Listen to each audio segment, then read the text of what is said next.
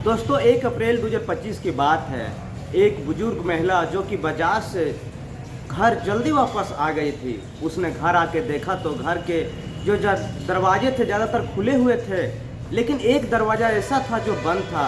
लेकिन उस दरवाजे के पीछे से अजीब आवाज़ें आ रही थी। महिला एक साथ शांत हो जाती है, यह देखने के लिए आखिरकार यह आवाज़ें किस तरफ से आ रही है।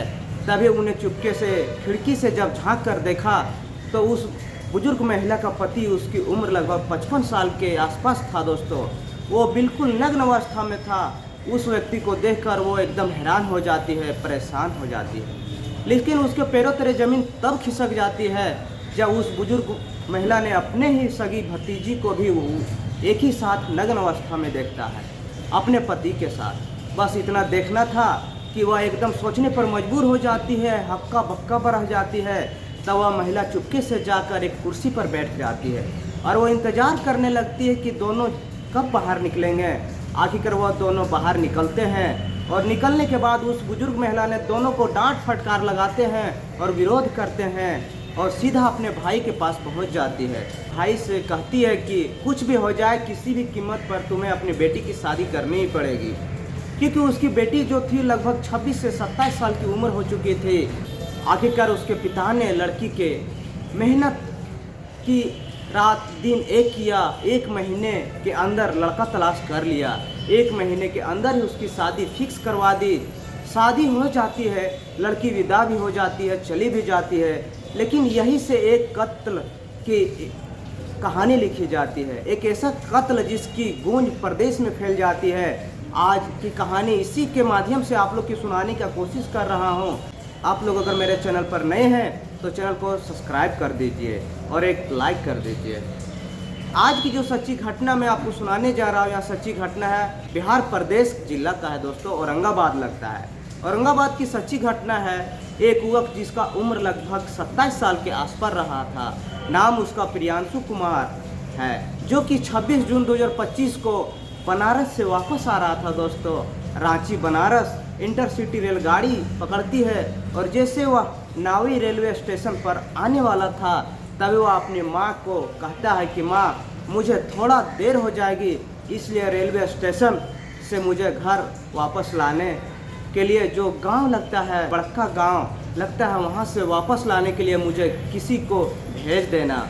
तभी उसकी माँ ने कहा कि बेटा रात में थोड़ा परेशान हो जाएगा, इसलिए वह मोटरसाइकिल से गांव के 2 लड़के होते हैं, एक का नाम सोनू होता है, दूसरे का नाम अनूप होता है।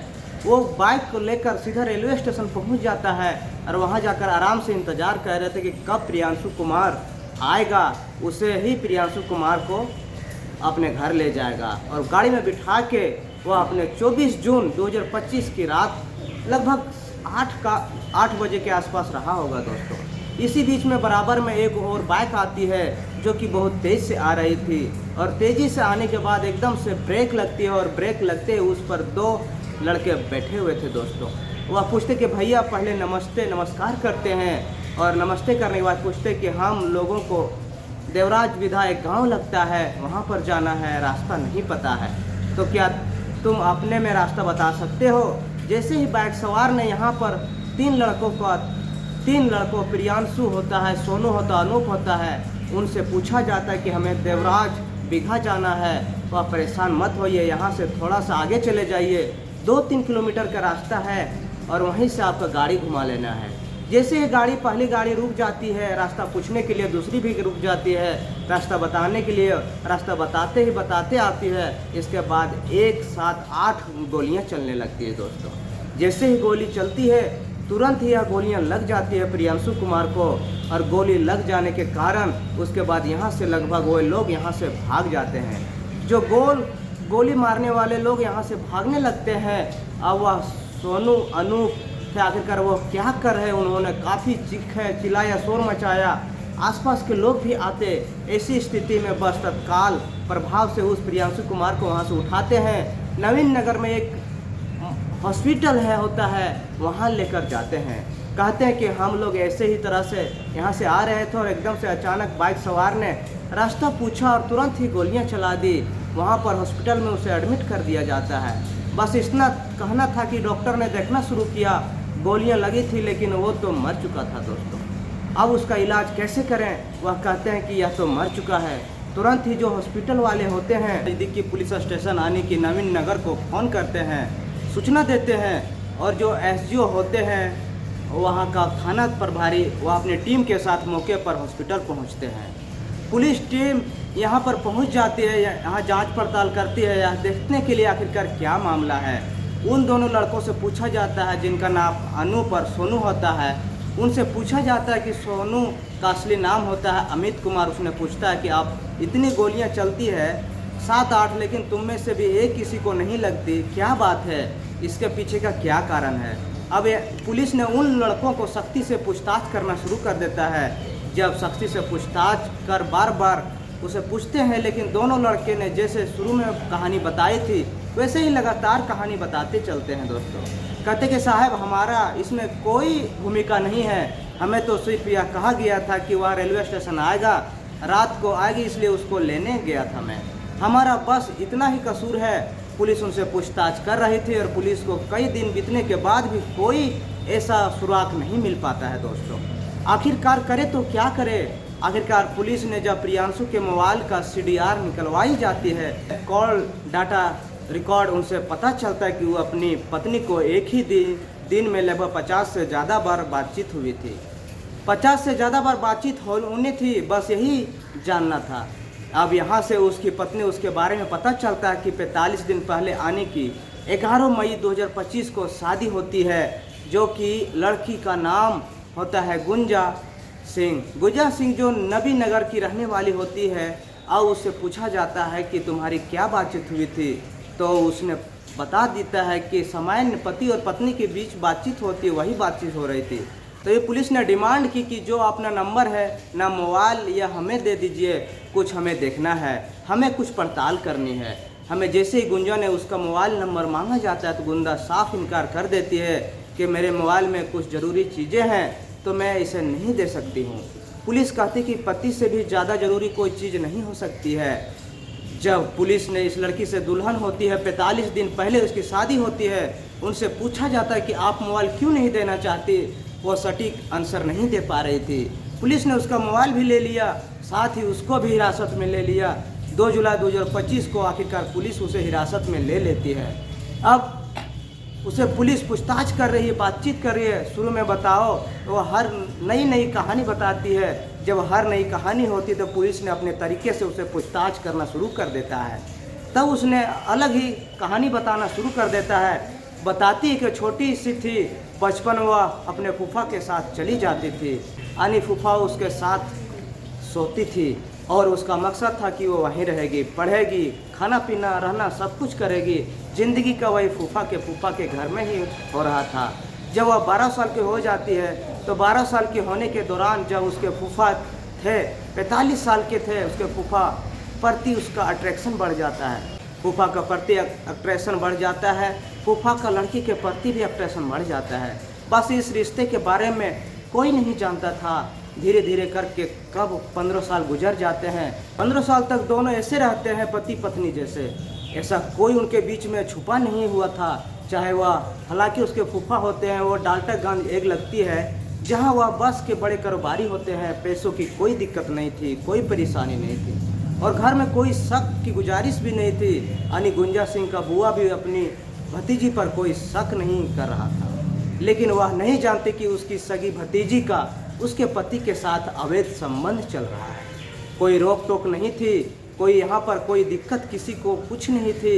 जब मौका मिलता तब दोनों आपस में मिलते, बातचीत होती। अब ऐसी स्थिति में जब लड़की की उम्र शादी के लायक होती तब उसके लिए कोई भी रिश्ता आया करते थे तो फूफा कुछ ऐसी चालबाजी खेलते जिससे रिश्ता टूट जाया करते थे। और इस बात को लेकर गुंजा भी खुश रहती थी। गुंजा यह भी कहती कि शादी ना हो वही अच्छा है। इसी तरह कैसे करते करते जब वक्त आगे बढ़ रहा था, यह बात है अप्रैल 2025 की, जो उसके फूफा और यह लड़की होती है, या उस घर में उस वक्त बिल्कुल अकेले थी और घर में कोई नहीं था। जो बुआ थी वह बाज़ार चली जाती है किसी काम की खरीदारी और सामान खरीदने के लिए। उसी वक्त में 2 घंटे में 3 घंटे में वापस लौट आती है, इसलिए वह अपने काम से जा ही रही थी। अब यह दोनों आने की फूफा जीवन सिंह था, साथ ही भतीजी होती है गुंजा सिंह, यह दोनों बिल्कुल बेफिक्र थे और बेफिक्र की वजह से दरवाजे खुले थे दोस्तों। हर जगह के उन्होंने दरवाज़ा बंद नहीं किए थे, लेकिन जिस कमरे में थे उसी कमरे का दरवाज़ा अंदर से बंद किया होता है। उसके बाद दोनों आपत्तिजनक स्थिति में थे, बिल्कुल नग्न अवस्था में। अचानक से बुआ की एंट्री होती है। जैसे ही बुआ की एंट्री होती है, बुआ को घर के दरवाजे पीछे से अजीब तरह की आवाज़ें आ रही थी। बुआ ने यह जानने की कोशिश की कि आखिरकार ये आवाज़ें कहाँ से आ रही है और क्यों आ रही है। अपने पति को नग्न अवस्था में देखा है, तब उसने अपने भतीजी को अपने पति के साथ भी एक साथ देख लेता है दोस्तों। दोनों को शारीरिक संबंध बनाते हुए देखता है। जब ने उसे बताने की कोशिश करता है तो पता चलता है कि पिछले 15 सालों से सब कुछ ऐसे ही चल रहा था और बुआ बेफिक्र अंधेरे में थी, उसको कोई जानकारी नहीं थी। आखिरकार बुआ अपने भाई के पास जाती है थक हार कर और कहती है कि हर कीमत पर गुंजा की शादी करनी है, इसकी चाल चलन बिगड़ चुकी है। अब चाहे कोई भी हो जाए, लेकिन बहन ने जब जिद की है तो वह सुन लेता है और भाई भी अपनी बात खून पसीना एक करके, समाज में किसी को यह बात पता नहीं चलेगी तो रिश्ते की बहुत बदनामी भी हो जाएगी। लड़की गुंजा सिंह को पूरी तरह से तैयार किया जाता है और विरोध ना करे। हालांकि वह शादी नहीं करना चाहती थी, लेकिन बार बार उसका जो फूफा जीवन सिंह, वह बार कहता कि तुमने किसी से शादी किया तो मैं उसे जान मार देगा। अब ऐसी स्थिति में गुंजा ने अपने फूफा को समझाया बुझाया, उसने भी बिल्कुल परेशान होने की ज़रूरत नहीं की। कोई ना कोई रास्ता खोज लेंगे। समाज के डर से, पिता के डर से आखिरकार गुंजा शादी के लिए तैयार हो जाती है। जो अपने पति के गले में वरमाला डाल रही थी, तब उसने सौगंध दिखाई थी कि वह किसी भी कीमत पर अपने पति को मारेगी और उसके बाद फूफा के साथ रहेगी। आखिरकार वह भाग भी सकती थी, सब कुछ हो सकता था। गुंजा ने यह भी देखा कि लेकिन फूफा इस बात को लेकर तैयार नहीं था। वह चाहता था कि शादी ना होकर ऐसे ही रहे। आखिरकार फूफा बार बार कहता कि मैं इसको मार दूंगा, तब वह कहते कि आपका कोई जल्दबाजी नहीं करनी है। अब ऐसी स्थिति में 11 तारीख को होती है और 11 तारीख के बाद एक एक दिन बीत रहा था। फूफा अपनी भतीजी से बातचीत नहीं हो पा रही थी, वो इस बात को लेकर बहुत तड़प रहा था, परेशान हो रहा था वह कैसे क्या कर रही होगी।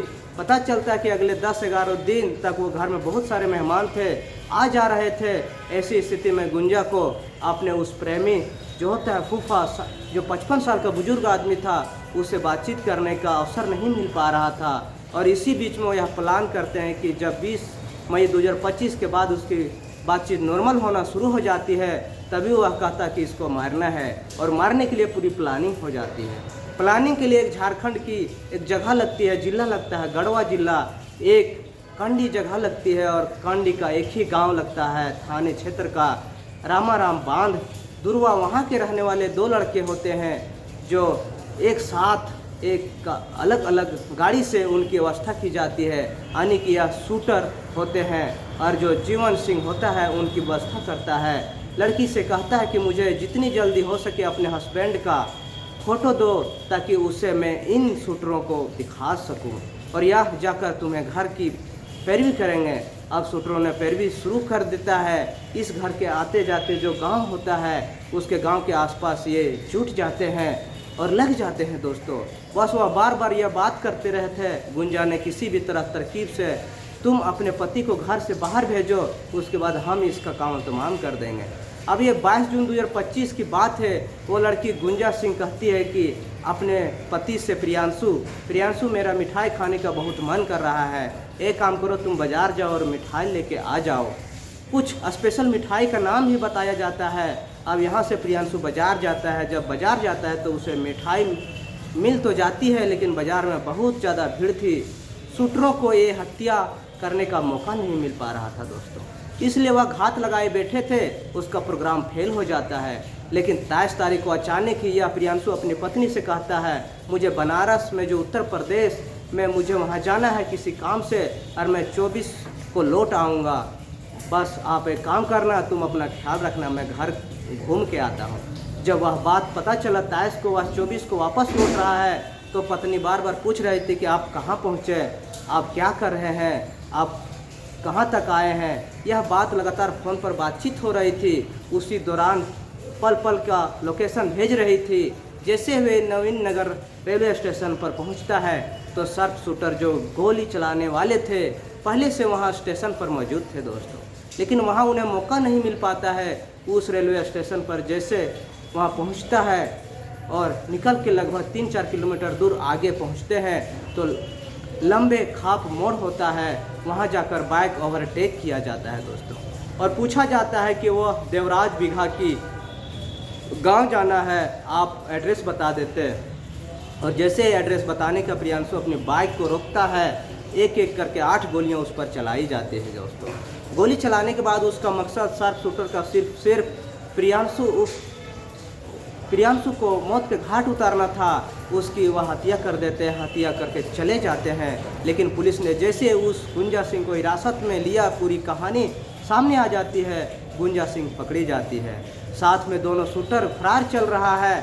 जब यह कहानी सुनाई तो फूफा भी फरार थे। फूफा को पकड़ने के लिए पुलिस ने लगातार दबिश दे रही थी और औरंगाबाद की जो एसपी साहब होते हैं वो बार बार इस एक टीम गठित किया है और इन जो होते हैं क्राइम करने वाले जो मुजरिम है सबको पकड़ने के लिए हुए दोस्तों इस पूरे घटनाक्रम को सुनाने का उद्देश्य किसी को परेशान करना नहीं है, किसी का दिल दुखाना नहीं है, बल्कि आपको जागरूक करना है, आपको सचेत करना है।